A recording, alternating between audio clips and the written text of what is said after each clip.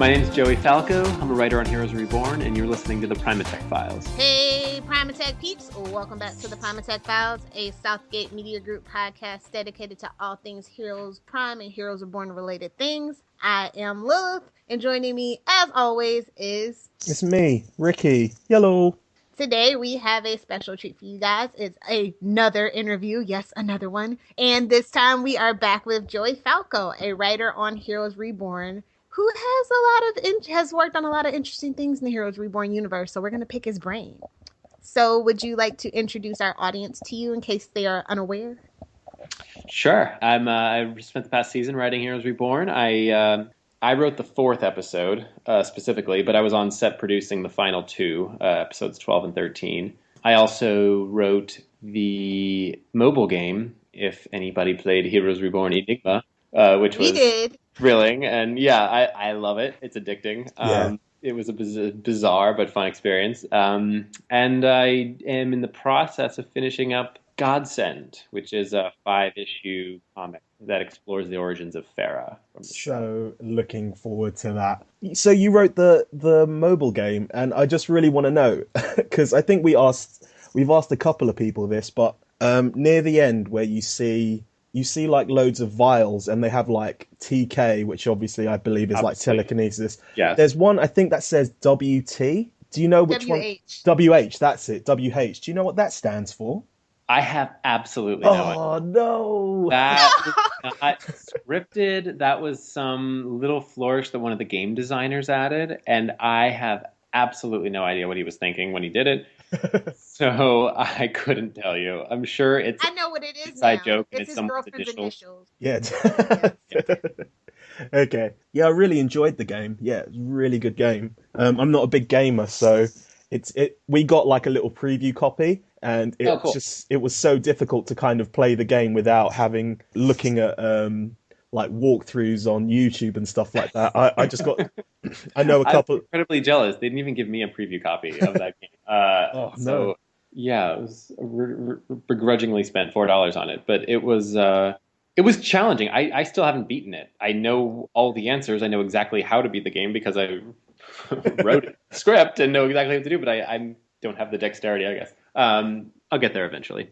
I think there was like 2 or 3 levels where I was just like playing for like hours trying to beat it. I think there's one right near the end where you've got Cassandra and you have to walk with her, and that bit like took me, I think, because I wanted to complete it before the release. I think I had like maybe 4 days to complete it before the release because I wanted to like write a really good review about it. And I was like up for like a couple of hours just playing that one thing, and then just like having to stop and be like, okay, you need a little break, otherwise you're going to throw your iPad across the room. Right. So yeah, I should have played on an iPad. I feel like that was a more sensible decision. On the phone, it was I just couldn't. The maneuvering between the powers and trying to time things when you're throwing those blocks and then using the time peering. I couldn't. I don't know. I was sitting there we were sitting on set when it came out, and Gatlin Green, who plays Emily, was blazing through levels on her phone. She beat the game in, I think, 12 hours while we were sitting on set, and I managed to get through maybe 2 levels. So I think it's just a matter of, obviously at 31, I'm way too old for this younger generation. Yeah, because I couldn't figure it out. Let's start at the beginning. So how did you get started in the business? I originally came out to LA. I mean, I've always wanted to write in general, but television specifically. And after dabbling in some journalism in DC and in New York, I applied to USC's film school in the screenwriting program back in 2000. I don't even know, 2008, 2009.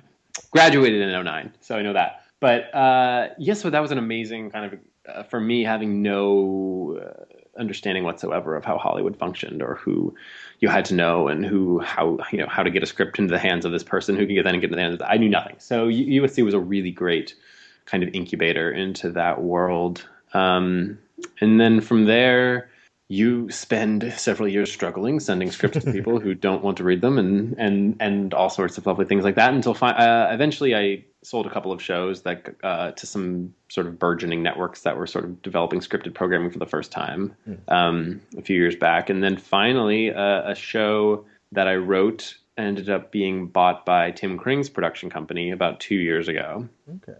And that is how I met Tim. And since then, we've sort of been working hand in hand on a lot of projects. So he's been a fantastic kind of mentor figure.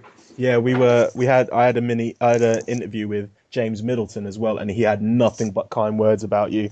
He's really lovely. James is the hardest working man in the history of television. Yeah. I think he slept for the first time 2 nights ago when we got this episode in the can. Yeah. But before that, he, for the past year and a half, has just been. He'll send you emails at 3:00 in the morning because he just had an idea or he read something, and he's the one who's overseeing the comics and the novels and the games and he's keeping the entire universe intact. And so I just don't know how he does it. He's amazing. Which of the mediums, the TV shows, the comics, in the Heroes universe have you enjoyed working on the most? Oh, well, I will say writing the game, the mobile game was interesting but tedious. So not that, because these puzzle games are, I mean, you a lot of that's in the design, and the game designers did an amazing job. As a writer, you're sort of trying to pull story along when really it's just a girl walking into a new room solving a new test that you're trying to, I don't know, just keep it interesting. So that wasn't particularly interesting. The comic was amazing just because I had total creative control and there was no network. There was no, it was kind of just me alone, and I got to really kind of explore Farah from any direction I wanted to and take her in places that I thought were really fascinating. So that was cool for that reason. But the show, the collaboration of working on the show and seeing the results and working with the actors and the directors and everything, I think that, long story short, that was by far the most fun, just because we had such an amazing family that while it's fun controlling a character and being alone writing a comic book, it's lonely.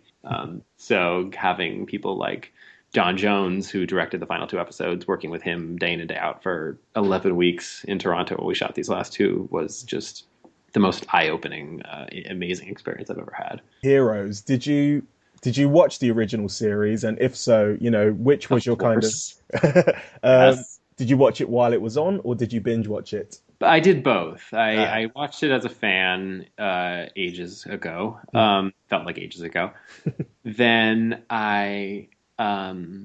when I got hired to work on the show again, I re-binged it about, at this point, almost 2 years ago. So I've been through it twice. And did you have a favorite character that you liked watching? Like most people, probably Lyle Bennett was the interesting part of the show.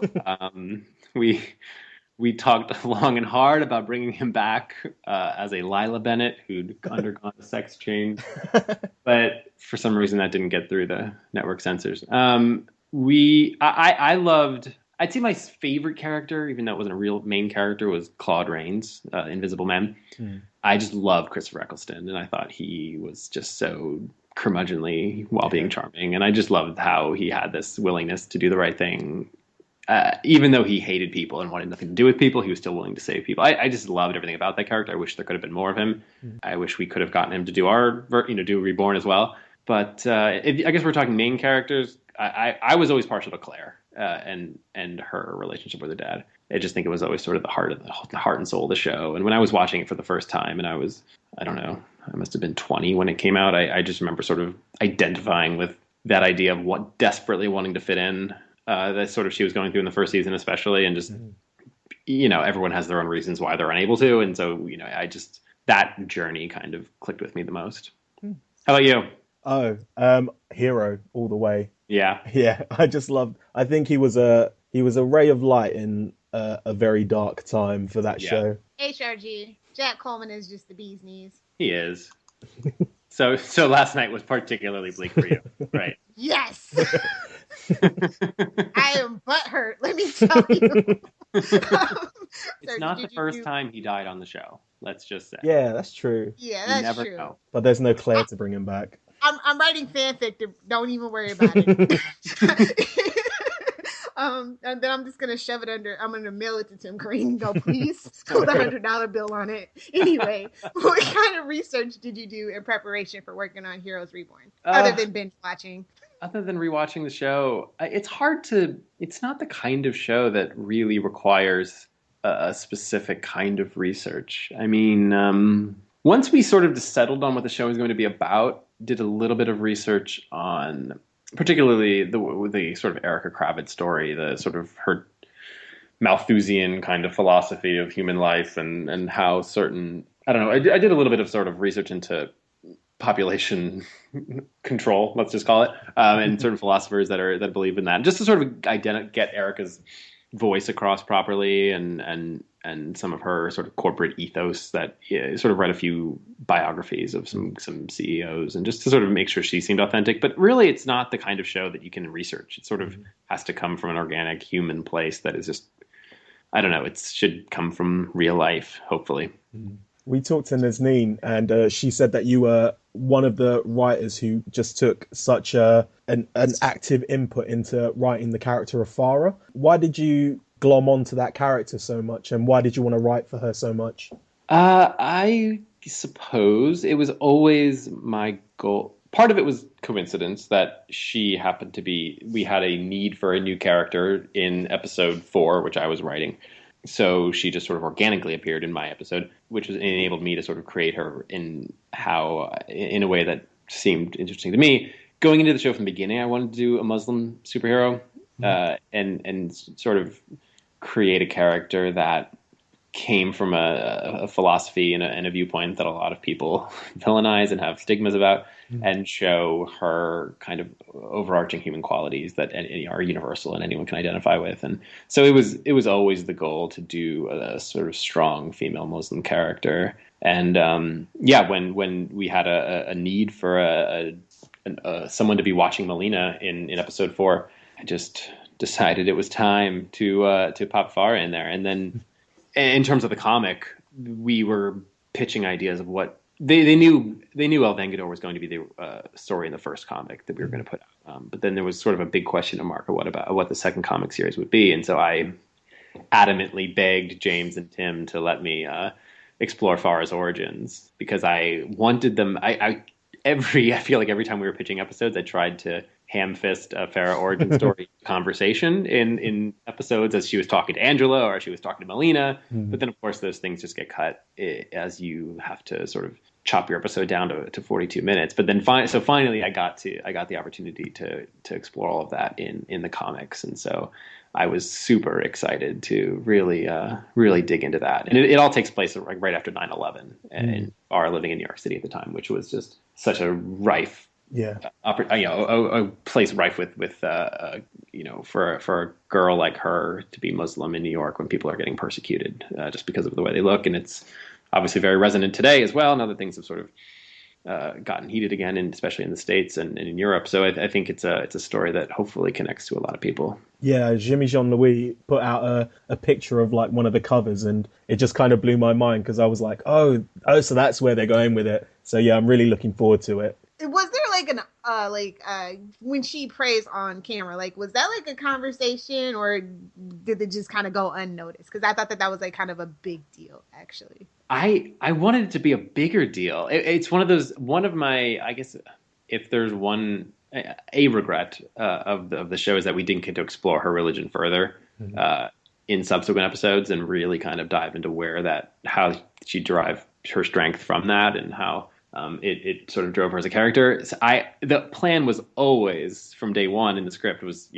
we hear this chanting, we see a prayer mat in the stark white snow. It just to hit you right away that this is a Muslim character that you're seeing, and not, there's no ifs, ands, or buts about it. And amazingly, there was just tons of support from the network, from Tim, from everyone who just was really excited about that idea. So, and there was no backlash or anything. There was really no. I thought people would talk about it more. It sort of went under the radar, I think. But I think that's quite a nice thing. And it's nice. Yeah. Well, because it's not like a big thing. It's like how I think you have an interracial couple, and it's not a big deal anymore. It's not something that has to be kind of pointed out. Do you know what I'm saying? So yeah. Mention that no one ever discusses that they're interracial, which is lovely. They just exist. They are. It is a great place that we've reached. That people don't comment about these things. So yeah.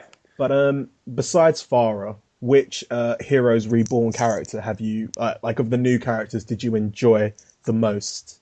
I'm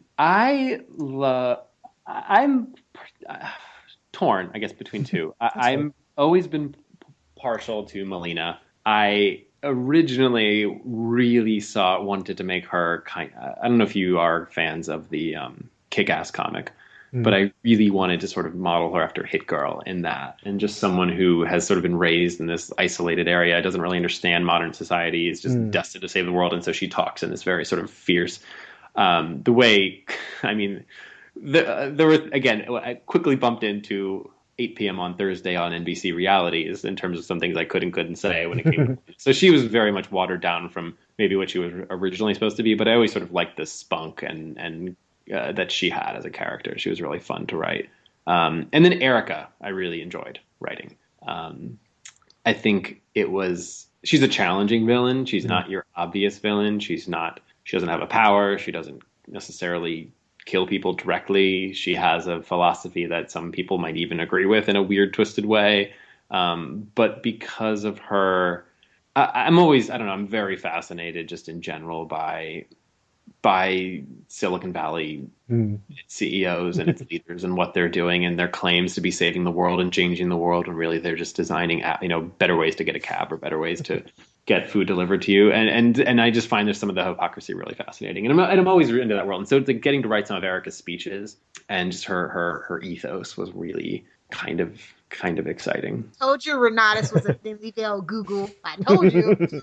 Well, Oh yeah.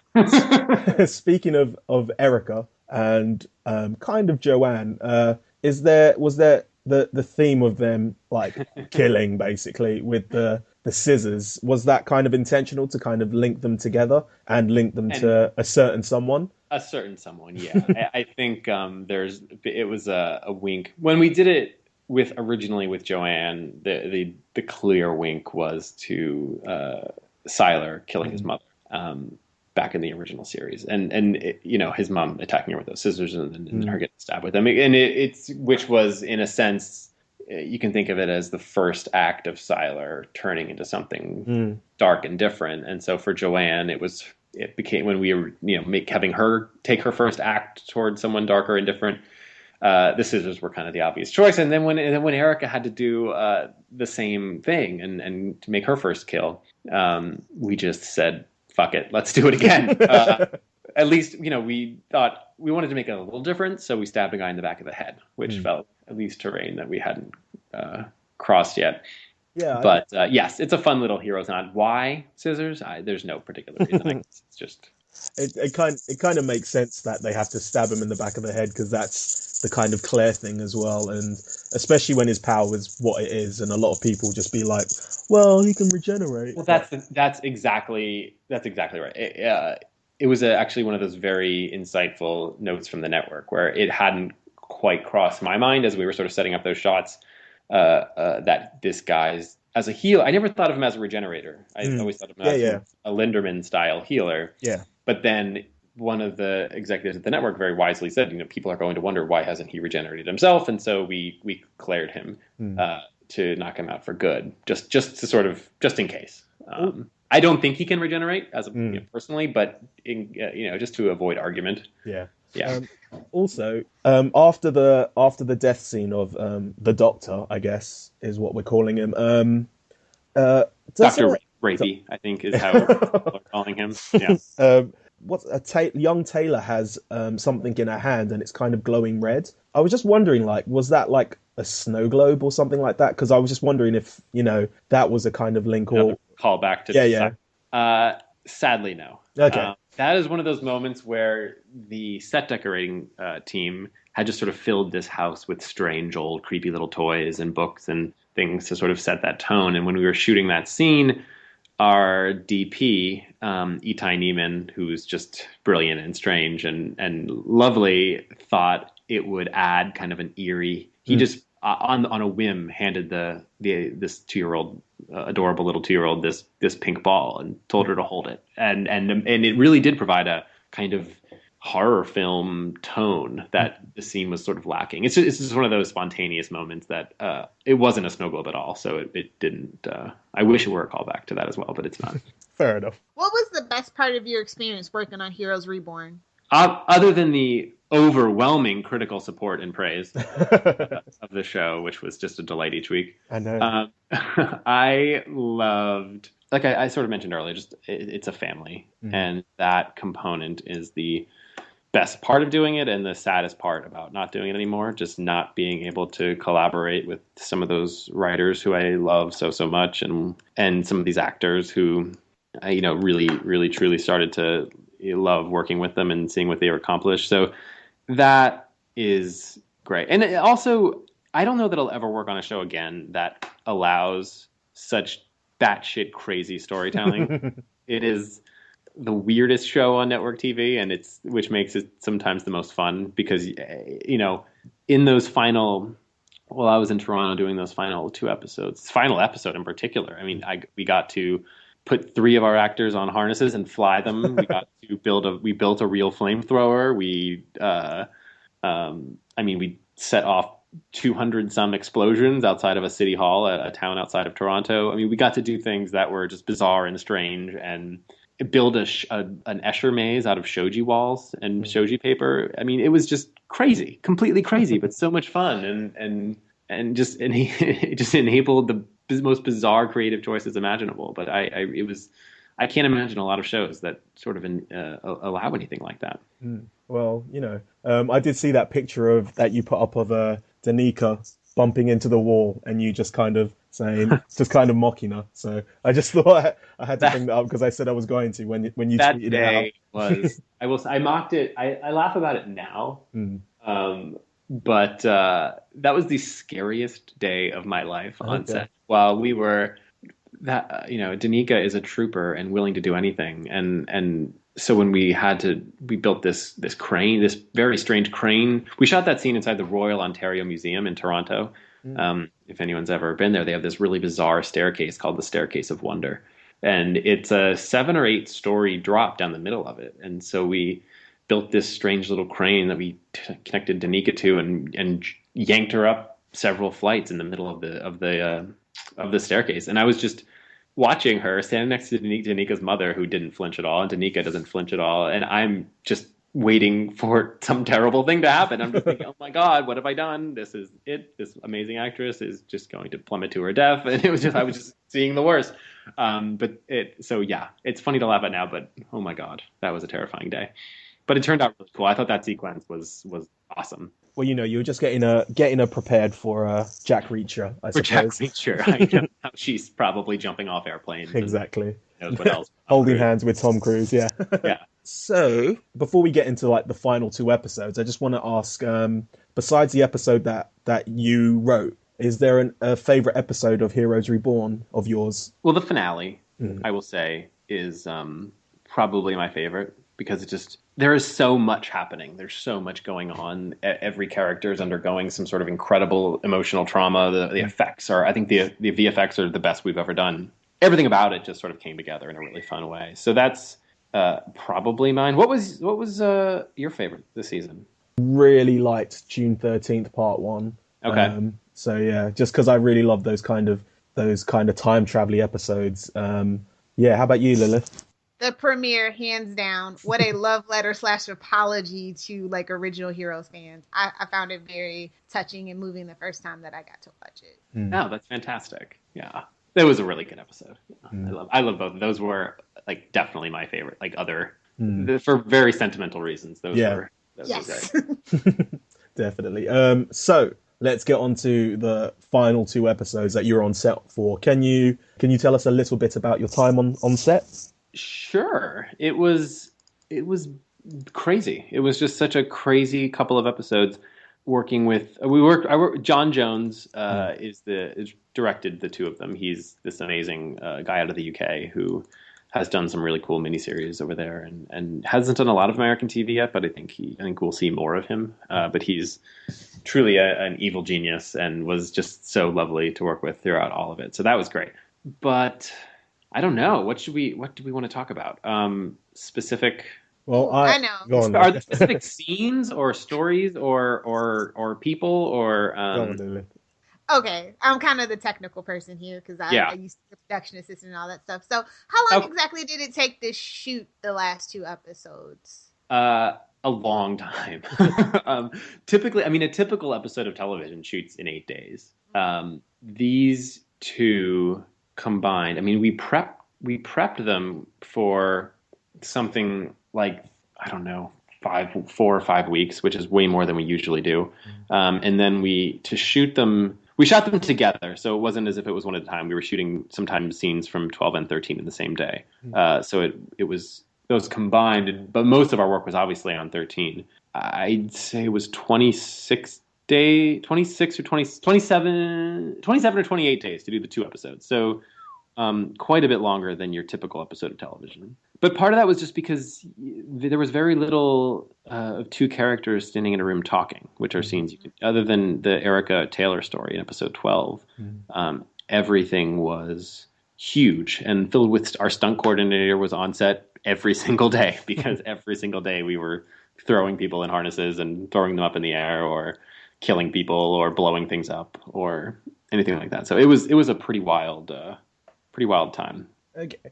So Luke flying, was that a nod to the original exploding man portrait by Isaac Mendez, or am I just reading far too much into this? You read into it.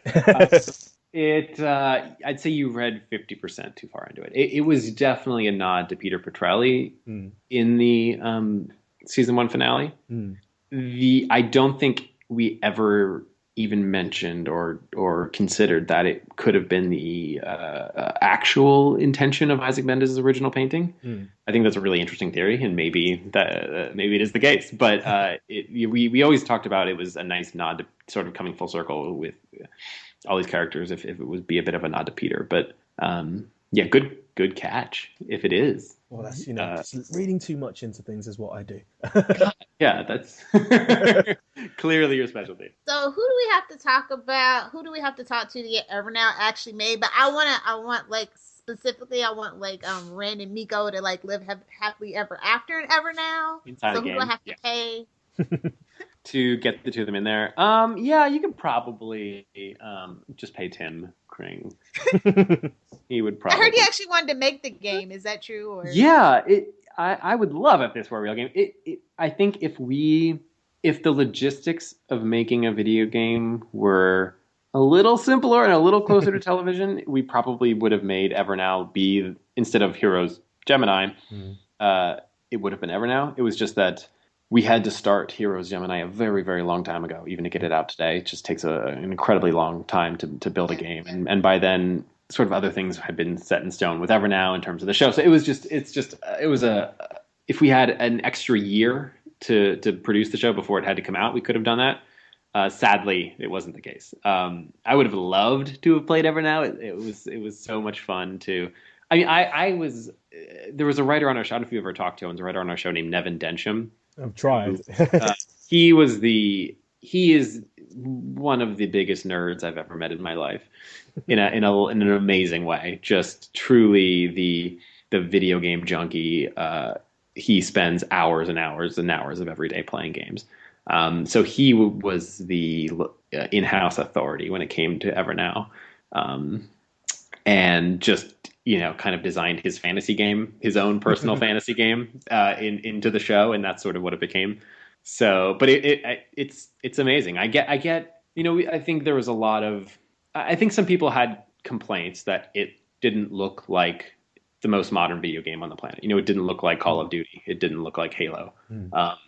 But Call of Duty cost $400 million to make, and we were trying to do this within a television budget, and so I personally think. It's not like we don't know what modern video games look like. Yeah, we, built the coolest game we could make within the parameters that we could do. And in terms of fitting in with sort of the Japanese ethos of Otomo and of Miko, I thought it was really cool, and I would love to play it. It's almost like a Japanese Final Fantasy of sorts. That just seemed, I don't know, it seemed really fun. My take on it is that, it's an MMORPG, so those games generally aren't the best of quality because of, how much they're doing, how much they have to do and continually go. So, I was fine with the graphics. So, yeah, it absolutely was an MMORPG, and yeah, it would be. Oh my God, it would be really fun to play. One day. what was the decision slash reasoning behind Noah's sacrifice? Um, Simply to piss off Lilith. Our goal from day one. It was a really difficult decision, obviously. It was never, I think it was always in the back of our minds that this was going to sort of tie up the Bennett story in a way. We meet Noah and we see him make the sacrifice. And it was kind of always kind of this idea of if we're doing a self-contained series, we would build from the reawakening of Noah to the end of Noah. But in terms of actually we kept putting it off and avoiding it because no one wanted to do it. But then in the end, when we realized just dramatically we needed more, there had to be something. If it was just two twins fulfilling a prophecy, showing up, giving each other a high five and saving the world, there would be something unsatisfying about that. There's always any prophecy, any movie, any book, any show that involves prophecies. There's always something misinterpreted about them. There's always something that goes awry. There's always something they forgot to mention. And so in terms of doing that, we obviously wanted to incorporate something like that. And in this case, the idea that someone had it between them, had to be between them to sort of channel their energy to prevent them from killing each other, meant that either we could fill that moment with a noble sacrifice, or we could fill that moment with, he grabs Erica, sticks Erica between them, kills Erica. And I think in a different show, Heroes is not about superheroes defeating supervillains. That's never what it's been about. Like, it's always been about regular people finding something within them, doing something heroic, making a noble sacrifice, doing something great that they didn't know they were capable of. It's never been killing a Norse god who's bent on destroying mankind. So in the Marvel version, that's how you kill Erica. You kill Erica, she kills the Healy, we all high five. But in the Heroes version, it had to come from this very human place of a father who wasn't able to save his daughter and managed to track down his grandkids. He couldn't save his daughter, but he could save his grandkids. And to do so, he had to stand in between them and be a grandfather to them and be there for them and save the world. And it was just it was the hero's choice. And so really when you think about it and reason it out, there really was no other option. It had to be him. And if that still isn't enough, he would have died at the end of episode 10 when he got hit by that car. Yeah, and we talked it out. Yeah. So really, he just died 2 days later, in a much more heroic, noble fashion. Definitely. That's what I've been trying to say on Twitter. Like, well, he would have died in a car crash. Which would you have preferred? But some people just won't take it. But there was a lot of sacrifice in the episode, and most of it from people without powers. Like, you've got Carlos kind of sacrificing, like, being a proper hero to, like, looking after people and saving people in a hospital. You've got Quentin making the ultimate sacrifice with his sister, who was one of the lead, quote unquote, in charge of Quentin, because him and Phoebe, their relationship was something that we absolutely loved, especially in Dark Matters, and we could kind of see him fading because we felt exactly how he did when he was looking at Phoebe in the show, because we just want Dark Matters Phoebe back. I know that ended up being. I mean, Zach Graley did an amazing job with Dark Matters, but overall, from I don't think anyone ever expected it, even among writers, that from the most interesting arc in the show, the most fascinating characters in the show, the best journey in the show, ended up being Quentin and Phoebe. If you start at the beginning of Dark Matters and get to the end of the show, their personal journey was kind of incredible. Yeah. And so it was so tragic to see him have to make that sacrifice. But I don't think there's no redemption after that point. And I think talking to Aislinn Paul as she was shooting some of this stuff, she sort of internally realized that her character had kind of chosen. She knew she had chosen to die. Like, she was she had realized by episode 9, by episode 10, like, that it was over for her. She was your equivalent of a kamikaze pilot or a suicide. I mean, she was taking this to the bitter end because she was so scarred by what she did back on June 13th, and I think that guilt was in there and turned her into something she no longer was. So she had to die, I think, for her own sake and for the sake of the show. Yeah, but still, prequel series. I know. Oh man. But if it's not hard to watch someone die, then it's not a glorious death. Then it's not. I mean, that's part of what is it's challenge. Some of these deaths were really challenging, but I think that was always. It's just so much more interesting to me when you have mixed feelings about a death as opposed to either cheering, whooping, or I don't know. I think there's just that's always been to me what's really cool about Heroes is that it's in the shades of gray kind of world, and you that's what makes it different than a Marvel movie, I think. I think I've got all my theory crafting and stuff out. So theory crafting.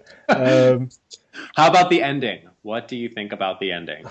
See, personally, at least with the ending, you kind of know where you're going. You know what the next kind of goal is. Whereas with Volume 5, with like Claire jumping off, you could have splintered off into lots of different directions. So at this moment in time, I still don't know how I feel about it. Like, if the ending had been something that you could have spinned off into lots of different directions, would I have preferred it, or do I like the singular kind of goal? But I'm still interested.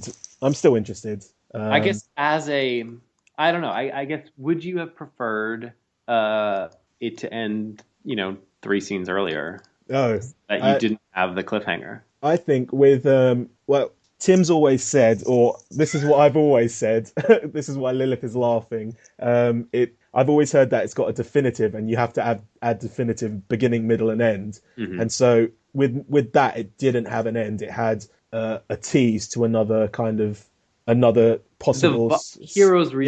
That's the thing. It was like Heroes Reborn has a definitive beginning, middle, and end. The world is ending. They save the world, and then I don't know. I think it's again the universe itself can always continue to exist, and I think that was the goal with that final scene or two, was that Heroes Reborn is over.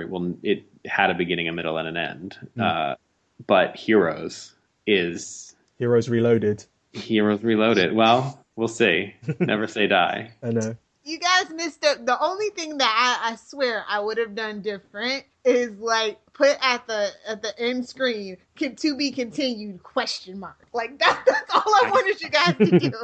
I wish wish like comic books, web series. You decide. That would have been really good. That's a great idea. Shit. I like that. We're free to be consultants for the next series, by the way. Good. I'm just going to throw that out there. I really like the question mark. I think and that's a really good idea. We'll email James and get him to put it on the DVD quickly. The DVD, yeah. Really appreciate the time you took out for us. You gave some really great answers. So thankful that we got to pick your brain. Definitely. Thank you so much, sir. Of course, and thank you guys for just everything that you do. I love following along with you guys. So thank you. No problem. Do you have any upcoming projects that you'd like to keep the fans out on the lookout for? If I can shamelessly self-promote, definitely. Well, in a month and a half, we have Heroes God's End comes out, the comics. So sometime in early March. Super exciting. I'm writing a feature script with Tim Kring. Ooh. That will be hopefully very interesting. Tim hasn't written a movie in something like 30 years, I think. Teen Wolf 2. Teen Wolf 3 is the new movie. Nice. I wish. Oh my God. Who doesn't want that series to come back? Features.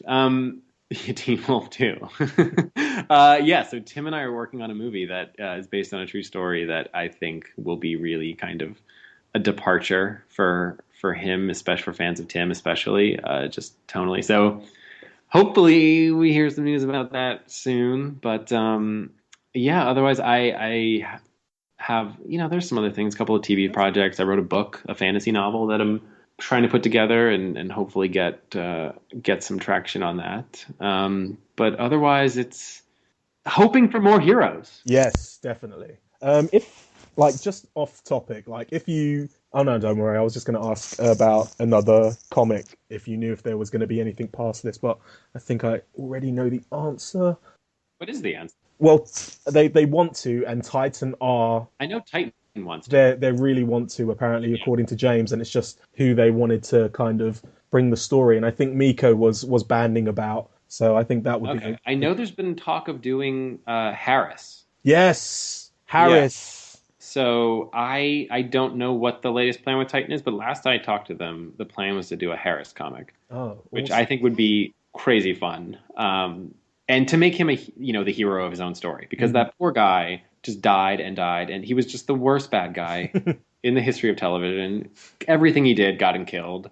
I would love to see him have his day in a comic. When I was talking to James, I was like, forget a comic for Harris. You need to do like an audio drama, because that voice is just so silky. Clay Bennett has the best voice. I know, right? So yeah, just like in the vein of like the Doctor Who kind of audio dramas, he's just spun off into his little thing. I would listen to that in a heartbeat. Oh God, let's hope that happens. So do you want to give people your Twitter so they can give you a quick follow? It's at Joey_Falco. Well, that has been our interview with the lovely Joey Falco. We hope you found it entertaining and informative. And until next time, download the podcast, save the world, and keep the rebellion alive.